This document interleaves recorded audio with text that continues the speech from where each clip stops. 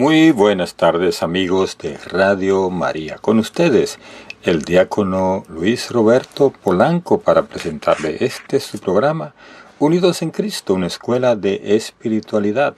Es un programa que presentamos cada jueves a las 4:20 hora del este, 3:20 hora del centro, aquí en Estados Unidos, por esta su estación Radio María USA en español. Y es un programa en el cual leemos y comentamos libros de espiritualidad católica, que son clásicos de nuestra iglesia y que nos ayuden a crecer en nuestra vida espiritual. Por eso le llamamos a este programa la Escuela de Espiritualidad. Y es porque el Espíritu Santo es quien nos guía a profundizar en esto y nos ilumina para que apliquemos esto en nuestras vidas. Vamos a pedir al Espíritu Santo que sea Él nuestro Maestro, nuestro guía, nuestro Consolador. Ven, Espíritu Santo, llena los corazones de tus fieles y enciende en ellos el fuego de tu amor. Envía, Señor, tu Espíritu y todo será creado y renovarás la faz de la tierra. Amén. Gracias, Espíritu Santo, por tu amor, por tu misericordia, por tu gran compasión, porque nos da el querer y el hacer. Estamos en el capítulo 3 del libro El diálogo de Santa Catalina de Siena y vamos para este acápite que nos habla de que los que son iluminados por Dios o por la luz de la fe encuentran felicidad en medio de los trabajos, queriendo lo que Dios quiere. Así es que le vamos a pedir al Espíritu Santo que nos ilumine con su luz para que podamos encontrar esa felicidad en lo que hacemos.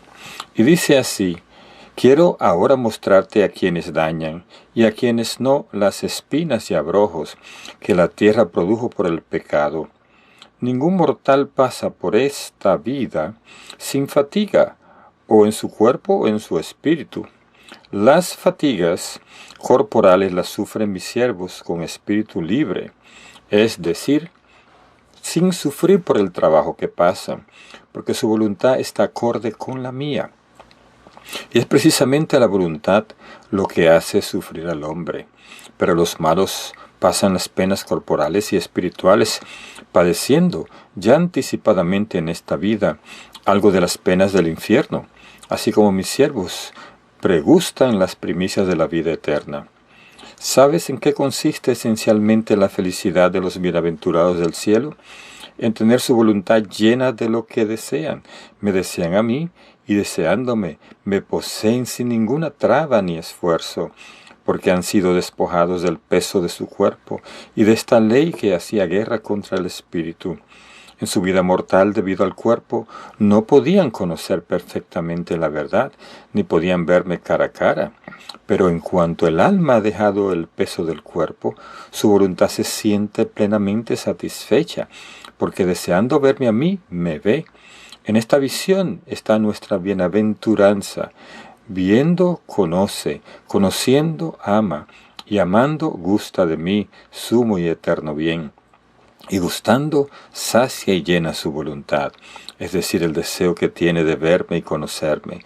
Deseando, tiene, y teniendo, desea. Mas como te dije, muy lejos está de él tanto la pena del deseo como el hastío de la saciedad. Tú ves, pues, que mis siervos encuentran su bienaventuranza, principalmente en verme y conocerme.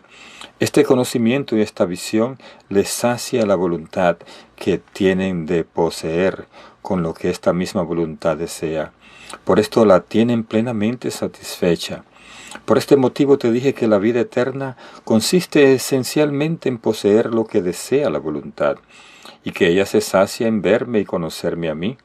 Gustan ya en esta vida las primicias de la vida eterna, gustando esto mismo que yo te he dicho que los sacia.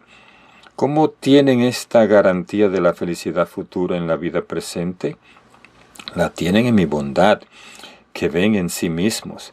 La tienen en el conocimiento de mi verdad. La pupila de la fe les hace discernir, conocer y seguir el camino y la doctrina de mi verdad. Jesucristo, Verbo encarnado.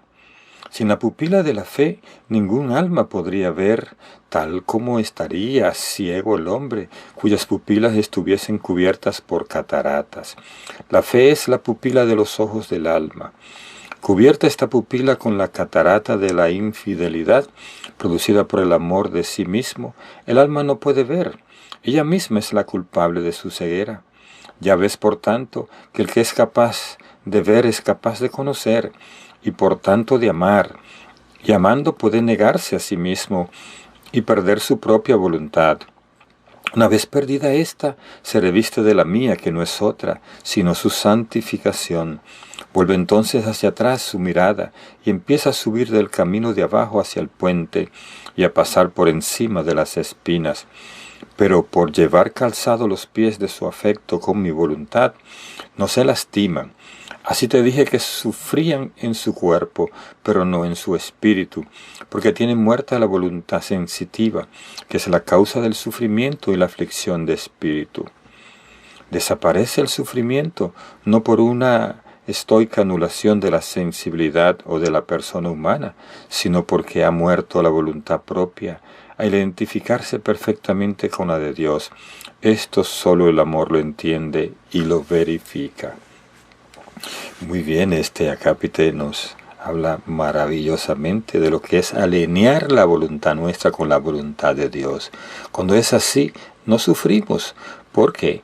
Porque cuando estamos lejos de la voluntad de Dios, cualquier pequeño sufrimiento, cualquier disgusto, cualquier contrariedad a nosotros nos saca de la paz. Nos quita esa paz porque queremos las cosas a nuestra manera, no a la manera de Dios. Entonces tenemos que alinear nuestra voluntad con la voluntad de Dios para que podamos, inclusive las cosas que para otras personas parezcan sufrimiento, parezcan que es dolor, parezcan que son contrariedades, a los que alinean la voluntad con la voluntad de Dios, no le parecerá nada de esto. Más bien, van felices al martirio, van felices a todo lo que le pueda hacer sufrir, porque saben que sufren con Cristo. Como decía San Pablo, uno mi sufrimiento al de Cristo para completar lo que le falta a la iglesia. Y esto es lo que hace que nuestra voluntad, al ser alineada con la voluntad de Dios, cada cosa que nos suceda no será una contrariedad, no será un sufrimiento, sino será un ofrecer a Dios con alegría lo que nos puede estar atormentando. Y así, como decía aquí, no será un infierno la vida que llevamos cada día. Porque hay gente que ya vive un infierno aquí, ¿saben por qué? Porque no están siguiendo la voluntad de Dios. Entonces, eso hace que sufran más de lo que deben sufrir. Y sigue diciendo el otro acápite, los siervos de Dios están convencidos de que merecen penas mucho mayores. Y dice, así quitada esta voluntad, se quita también la pena, y todos lo sufren con devoción, pues consideran una gracia ser atribulados por mí, sin desear otra cosa más que lo que yo quiero.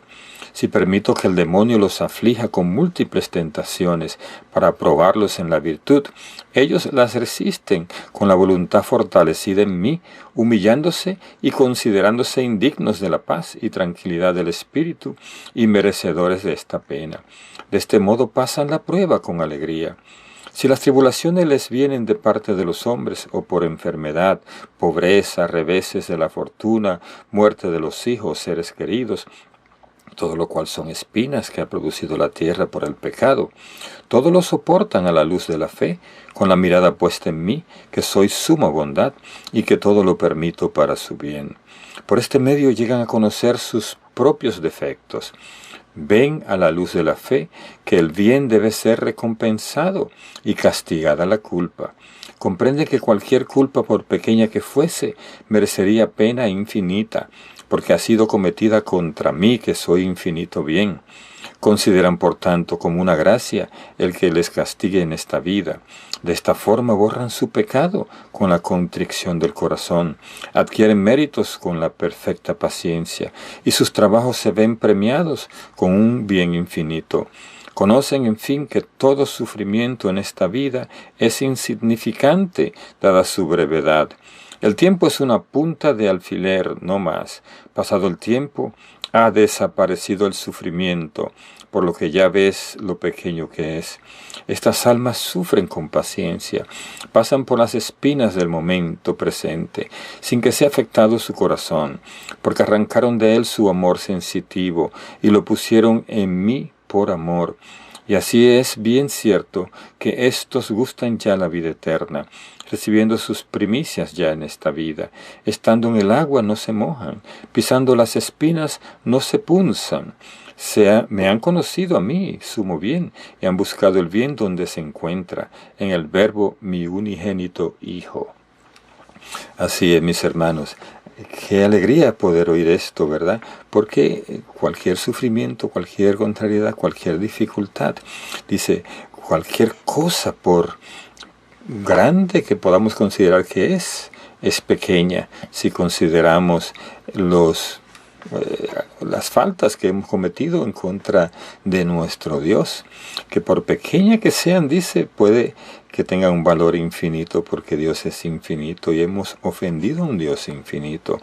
Entonces merecemos esa corrección, que aquí llama castigo, pero es corrección porque nos va preparando, nos va puliendo, nos va purificando para poder después gozar de la vida eterna, en que el sufrimiento ya no va a existir.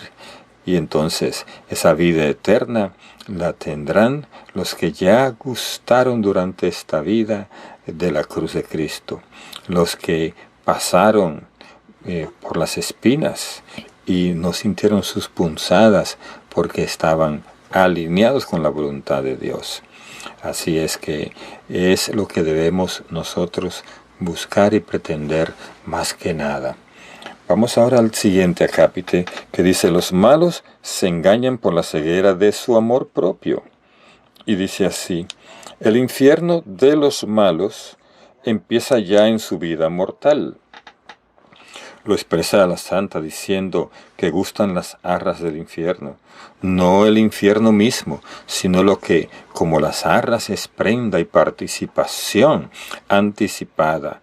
Lo llama también llevar la cruz del demonio, porque si conquista placeres, los conquista con pena. Si los tiene, es con fatiga, por el miedo de perderlos. Y si los pierde, se ve atormentado con grandísima impaciencia, y sufre, sí, deseándolos, no puede conseguirlos. Esto les acaece porque han cegado por su amor propio su inteligencia, siéndome infieles. Así como toda verdad se adquiere con la luz de la fe, así la mentira y el engaño provienen de la infidelidad. No me fueron fieles después de recibir el santo bautismo, cuando les fue puesta la pupila de la fe en los ojos de su inteligencia, para que la conservasen y se ejercitasen en la virtud, dando frutos abundantes para el prójimo, y me los ofreciesen a mí, que soy el esposo del alma. Sin embargo, estos desdichados, en vez de ejercitar la fe y dar a luz las virtudes con la vida de la gracia, ellos engendran obras muertas. Muertas son, en efecto, todas las obras que han hecho en pecado mortal, privados como están de la luz de la fe. Por no tener obra su fe, se dice que su fe está muerta. Por tener tapada la pupila de la fe, no reconocen que ellos son nada, ni los pecados que han cometido. No reconocen mi bondad de la que han recibido el ser y todas las demás gracias. Y no conociéndome a mí ni a sí mismos, no odian su propia sensualidad, más bien la aman y procuran satisfacer su apetito. De esta forma, paren, hijos muertos, que son sus muchos pecados mortales, y no me aman a mí. Al no amarme, no aman lo que yo amo, es decir, a su prójimo, ni se deleitan obrando lo que a mí me agrada. Lo que yo amo son las virtudes verdaderas y operantes, las cuales me agrada ver en vosotros, no porque me sean útiles a mí, ya que ningún provecho me puede venir de vosotros, pues yo soy el que soy, y nada ha sido hecho sin mí, fuera del pecado, que es nada. Me agrada para provecho vuestro, a fin de que os las pueda recompensar en mí, que soy vida eterna. Ve pues cómo la fe de estos está muerta, porque no se traduce en obras, y las obras que hacen no sirven para la vida eterna, porque no tienen la vida de la gracia. No obstante, no deberían de dejar de obrar el bien, estén o no estén en estado de gracia, porque toda obra buena es siempre premiada, como es castigada toda culpa. El bien que se hace estando en gracia, sin pecado mortal, vale para la vida eterna, mas el que se hace con culpa de pecado mortal no sirve para la vida eterna, aunque lo recompense de distintas maneras. A veces les presto tiempo, es decir, les doy larga vida, o inspiro a mi siervo que ofrezcan por ellos continuas oraciones, por los cuales salen de la culpa y de sus propias miserias. Otras veces, si no aprovechan el tiempo que les doy ni el fruto de aquellas oraciones para disponerse a recibir la gracia, los premio con bienes temporales. El tiempo es un préstamo de Dios, no algo de propiedad personal que pueda malgastarse a capricho. A la luz de la fe, el tiempo no es oro, es eternidad. En cualquier estado en que uno se encuentre, por nada se debe dejar de hacer el bien, porque todo bien tiene su recompensa.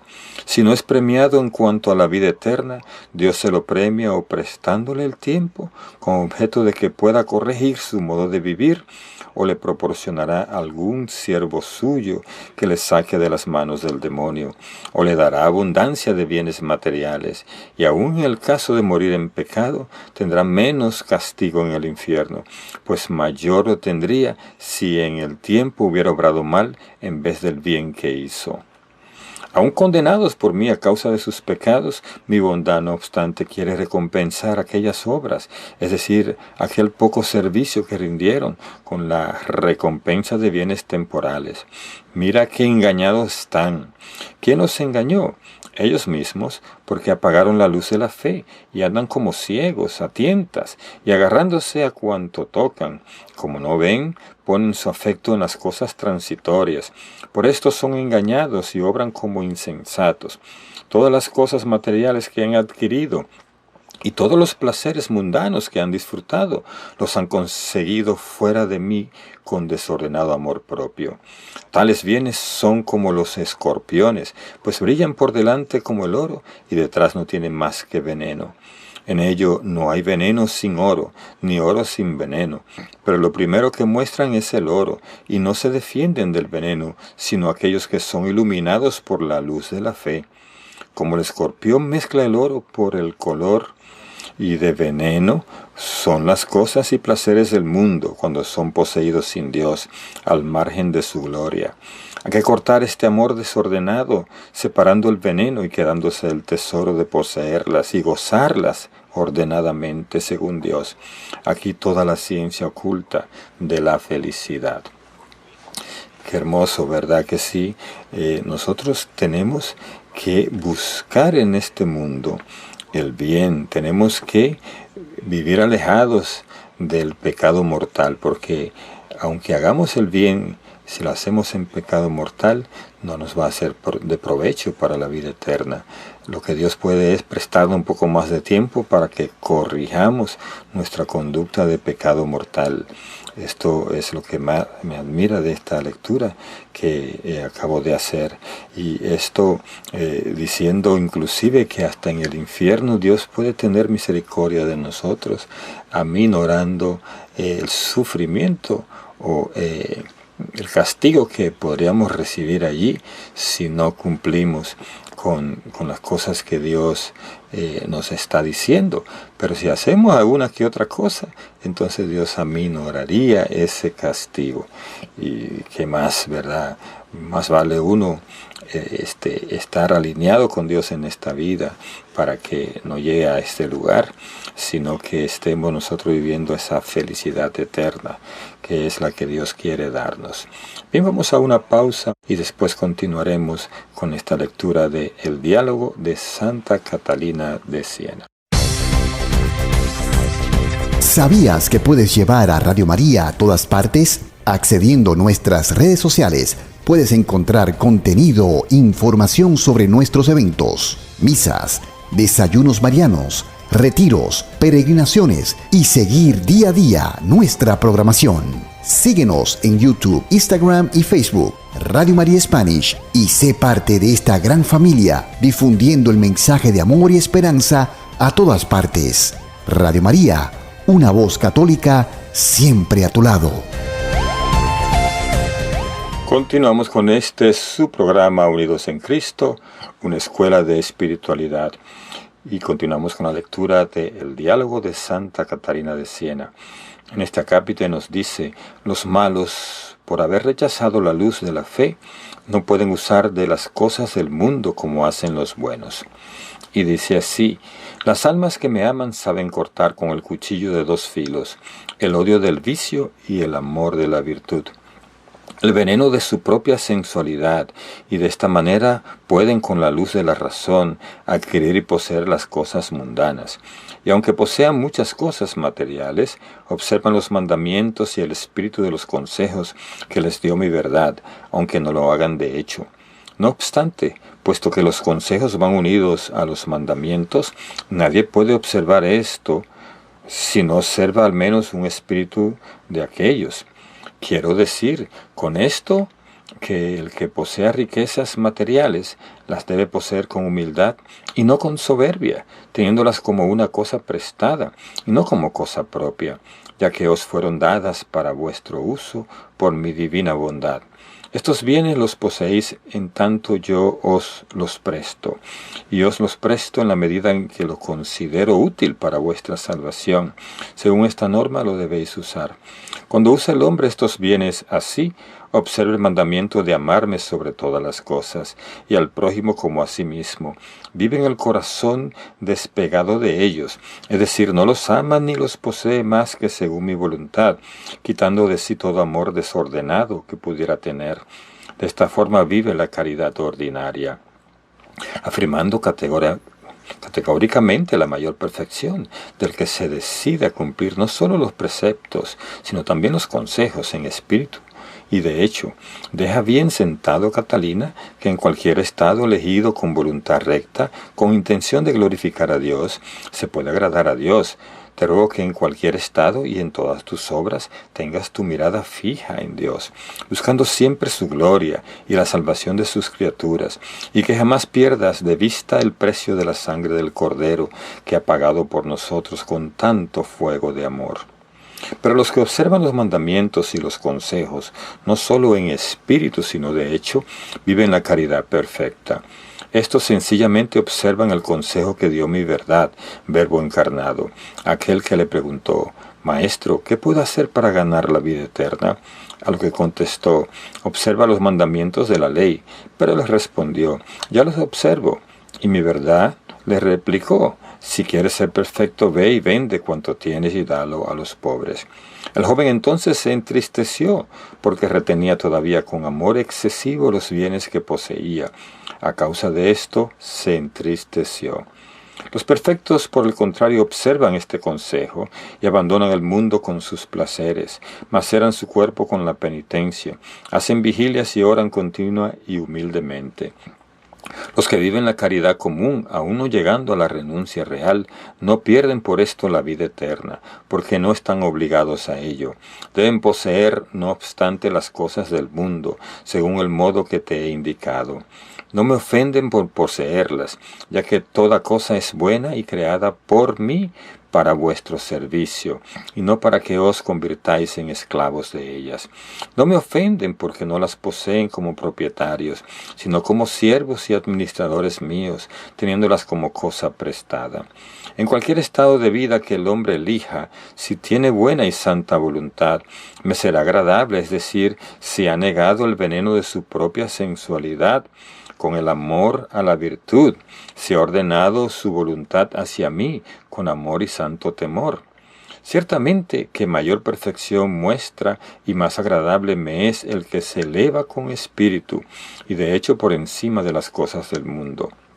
Pero también los que permanezcan en el mundo y poseen riquezas materiales me agradan, siempre que en verdad luchen contra su propia sensualidad, que es la que les causa la muerte eterna. Esta sensualidad es verdaderamente un veneno, pues así como el veneno daña el cuerpo hasta causarle la muerte, si no se vomita o se toma alguna medicina, así hace este escorpión de los placeres del mundo.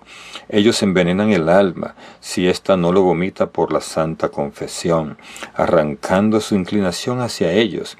Esta es la medicina que cura este veneno, aunque pueda parecer amarga a la propia sensualidad.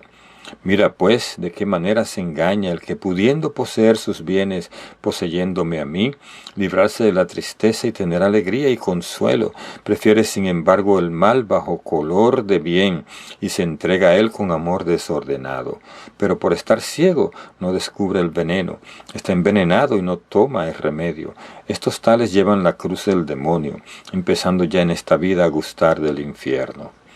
Es fuerte esto, ¿verdad? Pero es la realidad. Y hoy que se anda predicando un evangelio de la prosperidad, en realidad se está torciendo la verdad que Jesús nos dijo en el evangelio. El que quiera ir en pos de mí, que tome su cruz, que le dijo a aquel joven, deja todos tus bienes y sígueme.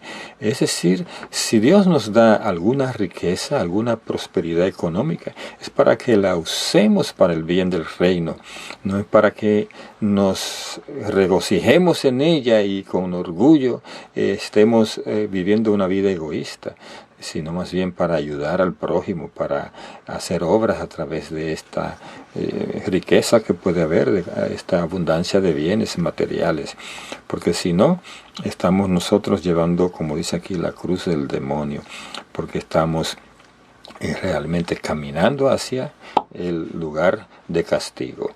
Y entonces, cuando tenemos riquezas materiales, dice el Señor que le agrada, pero tenemos que luchar contra la sensualidad, es decir, contra el regocijarnos por esos bienes y llenarnos de orgullo por esto.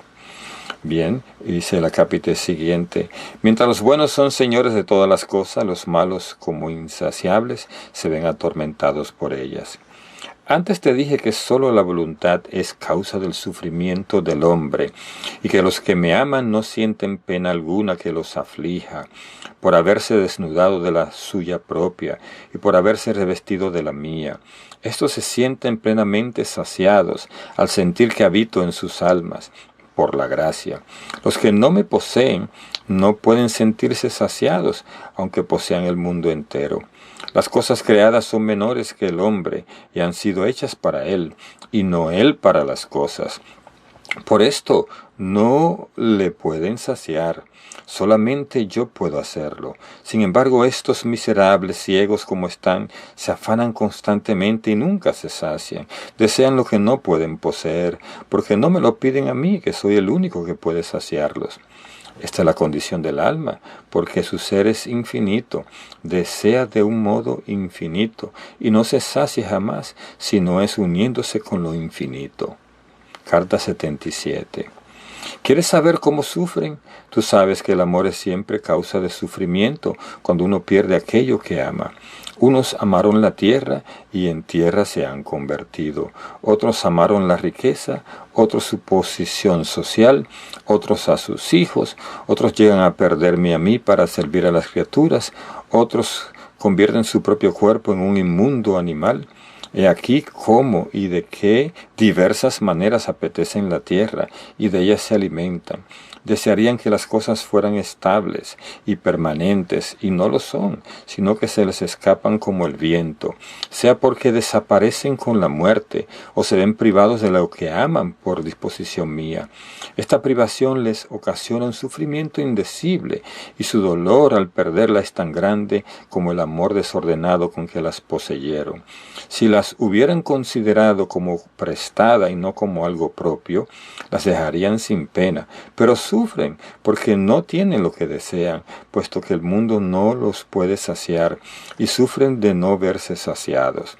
Qué grandes son los sufrimientos provocados por los sobresaltos de la codicia o de la conciencia. Como sufre el que desea venganza. Le roe continuamente el alma y se mata a sí mismo antes que consiga matar a su enemigo. El primer muerto es él al matarse con el cuchillo del odio. ¿Cuánto sufre el avaro por codicia que llega a privarse de lo necesario? Qué tormento el del envidioso que se carcome en su corazón y no se goza en el bien de su prójimo. De todo lo que hacen no obtienen más que sufrimiento. Han tomado la cruz del demonio, gustando de antemano el infierno. Esta vida para ellos está llena de sufrimientos, y si no se corrigen, llegarán a la muerte eterna. Son afligidos por las espinas de abundantes tribulaciones, y se torturan a sí mismos por su propia voluntad desordenada. Sufren interior y exteriormente sin mérito alguno, porque no sufren estos trabajos con paciencia, sino con impaciencia. Digo que el siervo del mundo, amador de sí mismo, tiene que sufrir fatigas grandísimas e insoportables, porque como dice San Agustín, el Señor permite que el hombre que ama desordenadamente sea insoportable a sí mismo. Carta 96. Porque han poseído y adquirido el oro de los placeres de este mundo con amor desordenado. Son privados de la vida de la gracia y de la caridad, y se han convertido en árboles de muerte. Por esto están muertas todas sus obras. Andan trabajosamente por el río, anegándose, y llegan al agua muerta, pasando llenos de odio por la puerta del demonio. Reciben eterna condenación. Los esclavos del mundo son torturados por dentro y por fuera, sobre todo interiormente, por el temor que tienen de perder lo que poseen, y por el amor y el deseo de lo que no pueden tener. Tu lengua no podría describir todos los demás sufrimientos que le siguen a estos dos sufrimientos, que son los principales. Considera, pues, cómo aún en esta vida están en mejor situación los justos que los pecadores. Así es, el justo se conforma con lo que Dios le va dando y vive en paz, no anda en esa zozobra del poseer. El justo quiere decir el que vive en santidad.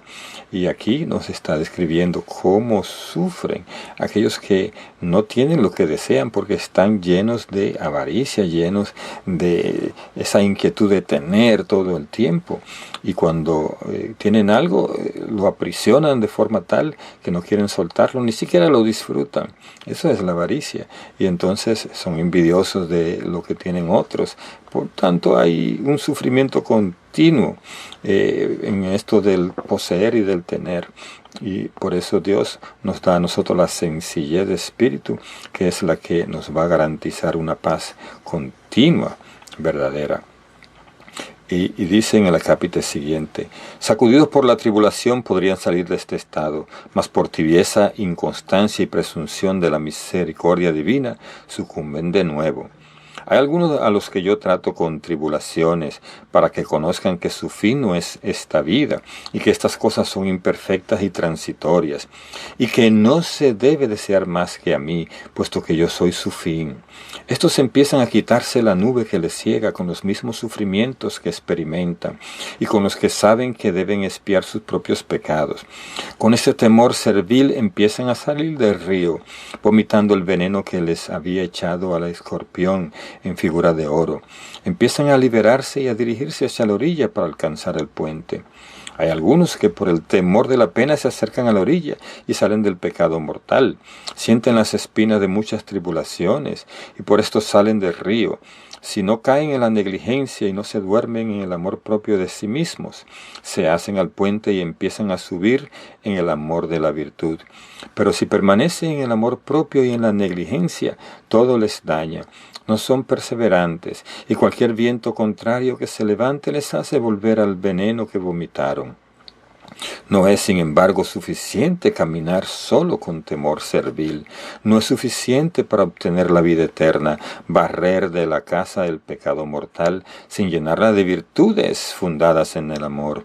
Si no pone ambos pies en el primer escalón del puente, es decir, en el deseo y amor de la virtud, todo es inútil.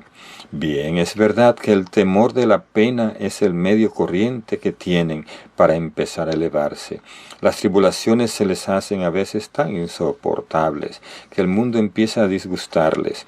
Si ejercitan este temor a la luz de la fe, llegan entonces al amor de la virtud. Otros, sin embargo, andan con tanta tibieza que con frecuencia recaen en el río. Llegados a la orilla, al levantarse vientos contrarios, se ven azotados por las olas del mar tempestuoso de esta tenebrosa vida. Si se levanta viento de prosperidad, no habiendo subido por propia negligencia el primer escalón con el deseo y amor de la virtud, su afecto desordenado les hace retroceder hacia los placeres. Y si es viento de adversidad, es la impaciencia lo que los hace volver atrás, puesto que no han odiado su culpa, por lo que tiene de ofensa a mí, sino por temor de la propio sufrimiento inevitable. Este temor al sufrimiento era el que los había alejado de su vómito. Toda obra de virtud requiere perseverancia.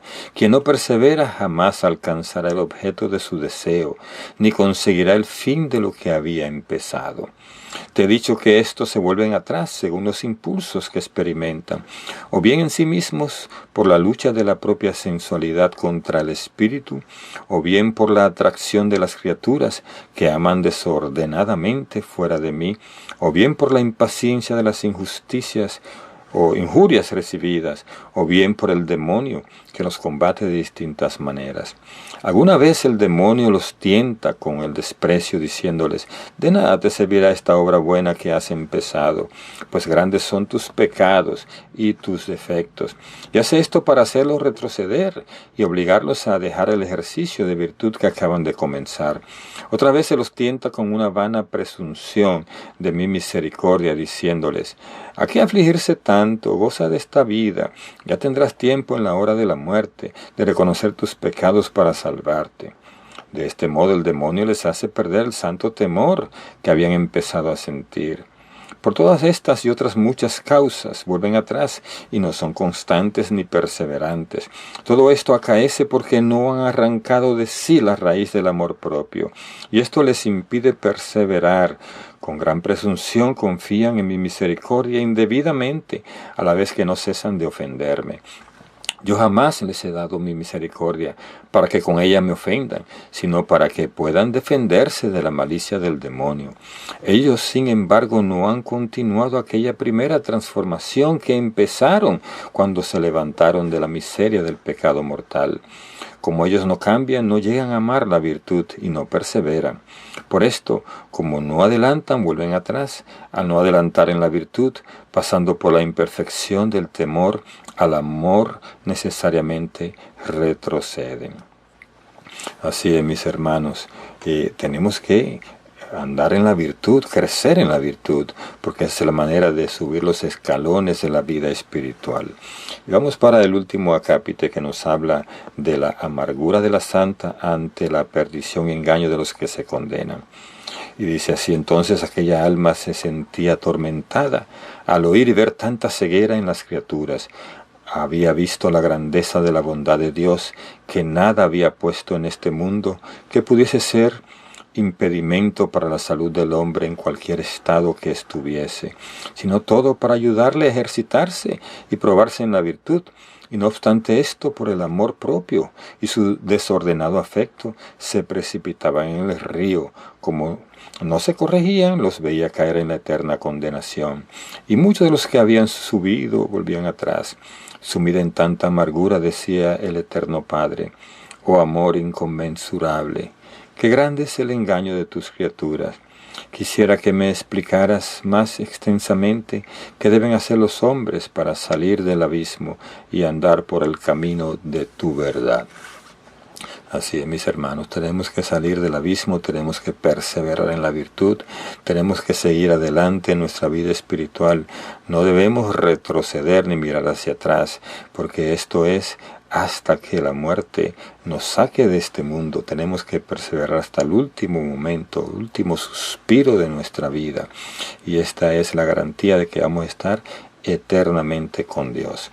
Con esto terminamos el programa de hoy. Será hasta la próxima, en que estaremos en su programa Unidos en Cristo, una escuela de espiritualidad. Que Dios le bendiga a cada uno y recuerden siempre colaborar con cualquiera de las campañas de recolección de fondos de esta estación, con la cual usted patrocina este programa y otros muchos programas de esta estación. Que Dios le bendiga y será hasta la próxima.